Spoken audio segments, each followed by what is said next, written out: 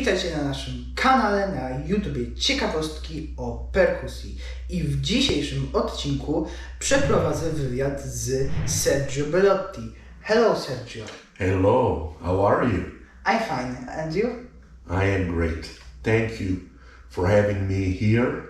This is my first time in Poland, and I'm very excited. And now we go everywhere in the world with YouTube.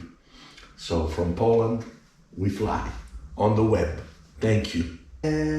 I've prepared 7 questions for you, so let's get started.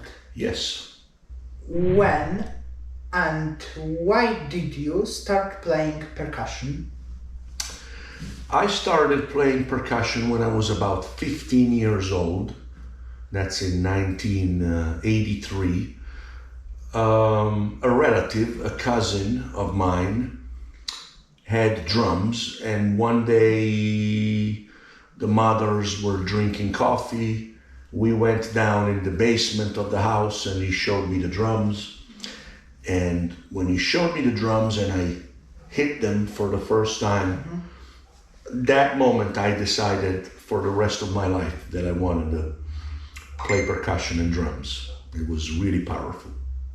Which bands did you play? So I've been playing drums for the past 40 years.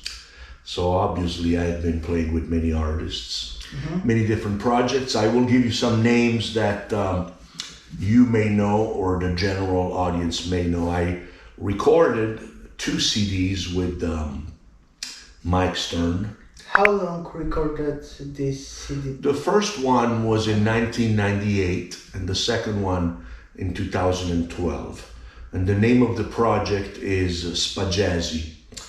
It's a group that I co-lead in Boston with a bass player from Italy, Tino D'Agostino. So him and I are the leaders of Spagazzi, and then we recorded with Mike Stern. I've been on tour in 2019 with Joe Louis Walker, who was a great guitarist and singer, Grammy-nominated artist and Blues Hall of Fame, Joe Louis Walker. I'm part of We Jazz Up. That's a group that plays a lot in Boston. And I've played with many artists, Bob James, Nathan East, Tom Scott, Robin Ford. There are videos on YouTube. And then I've done a lot of drum festivals all over the world. Okay. Yeah, a lot of drum conventions where I do both teach and perform. What kind of drum set do you prefer? It means which brands? Yeah, I love Yamaha drums. I've been a fan of Yamaha drums for a very long time, and I was fortunate in 2010, I believe, to switch and play Yamaha. And they really make all different sizes, a good choice of colors and woods. So I can always find the sound that I need and the sound that I want with Yamaha drums, yeah. You know, every brand makes great drums. Yes. They always tend to make drums based on a budget. Yes. So a beginner would have less money, maybe. But the professional drums, I find that every brand has great, you know. Sometimes it's more a loyalty of playing a brand because Yamaha is good to me. They support me. So for example, today I'm playing here in Poland. I don't bring my drums on the plane.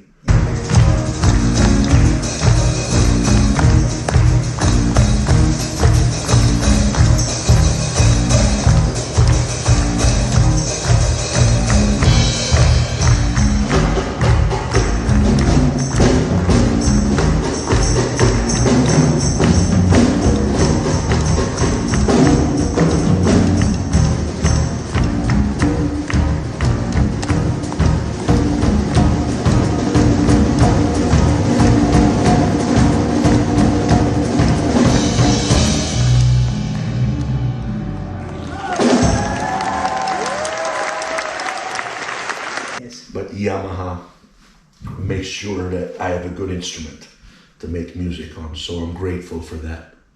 Yes. Are you nervous before concerts? How do you manage with this? The more I play, the older I get, the less nervous. Sometimes I actually get a little bit of adrenaline, which is a good thing.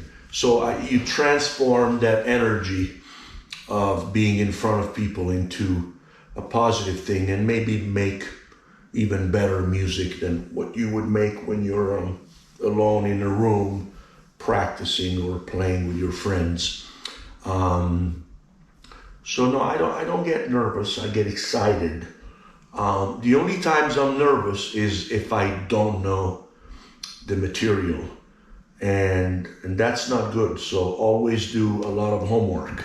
If you go on stage and you know well the material that you're performing, then you're relaxed. You can have a soda or a cup of coffee, look at your drums and say, I love you, and let's make great music. And then you say the same to your musicians. Shake hands, how are you? And have a little chat to make sure that you're developing friendship and complicity before even making music. Which percussion instrument is your favorite? Well, I'm lucky because, I play the drum set, which is a collection of percussion instruments, and it's really evolving. I use electronic percussions. I put a tambourine on the hi-hat. I can have a conga on a side, the second snare drum. So for me, it's the business of rhythm, really. I like to think of myself as a rhythmist, not just a drummer. So I'm in the business of rhythm, and therefore my set could be one drum, one cajon. I could make music with that, or try, or a very large setup. So the drum set, it's like the best invention ever, bringing percussion instruments from every culture into one. Do you have any percussion idol? Many, really too many. Like we would go for another 20 minutes. But, if I would have to give you 5 names, I would give you 5 names. Stuart Copeland, the drummer for the Police, he really gave me the initial spark to start getting active on the drums. Omar Hakim is one of my all-time favorite drummers. I love Dennis Chambers. He always gets me excited and passionate about the drums. And then Elvin Jones, going back to the tradition and innovation in jazz.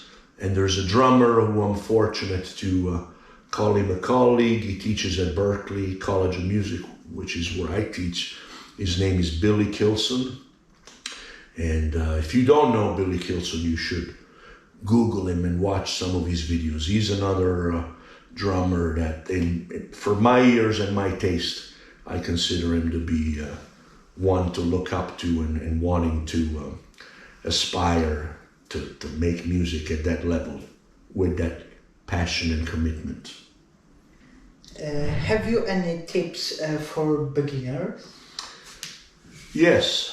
My tip for a beginner is to really begin, because starting something is typically the hardest thing to do. If you start, you are automatically already winning, and from that point on, what you do is you look back at what you did the day before, take that success and keep going and multiplying. So even if you are new at something, you can compare what you would want to do with something else that you already know how to do, including speaking a language, right? So when we were born, we didn't know how to speak languages. And then I learned mine. I learned Italian. Now I speak English. So you have to remember how bad you were at riding a bicycle or cooking or speaking a language, or, you know, even writing down your own name. You had to learn someplace. So the hardest thing is to start. The second next thing to do is to look back at the progress you made and use that as encouragement to keep going to the next level. And then that's what I still continue to do. I watch a video from a year ago and go like, wow, I'm better now. So that means I could be better tomorrow. And you keep going. Okay, thank you, Sergio, for the interview. Yes, thank you very much. Thank you. Jeśli Wam się taki odcinek spodobał, to zostawiajcie superowe, perkusyjne łapki w górę i subskrybujcie, bo na 500 subskrypcji będzie piosenka. Cześć!